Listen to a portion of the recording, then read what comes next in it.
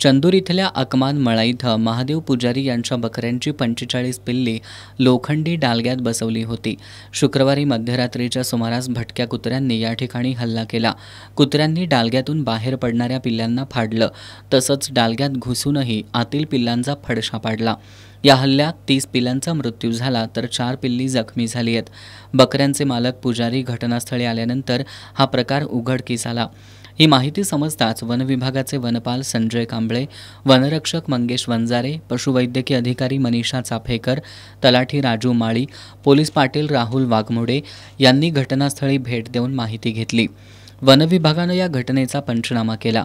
लोखंडी डालग्याच्या फटीतून अथवा डालग्याला सखल भागाकडे ओढून कुत्र्यांनी हा हल्ला केला असावा असा प्राथमिक अंदाज वन विभागानं वर्तवलाय। दरम्यान बकरी मालक पुजारी यांनी हा हल्ला हिंस्त्र वन्य प्राण्यांकडून झाला असल्याचा आरोप केलाय। मात्र वन विभागानं अशा कोणत्याही अन्य प्राण्याच्या पाऊलखुणा घटनास्थळी आढळल्या नसल्याचं सांगितलं।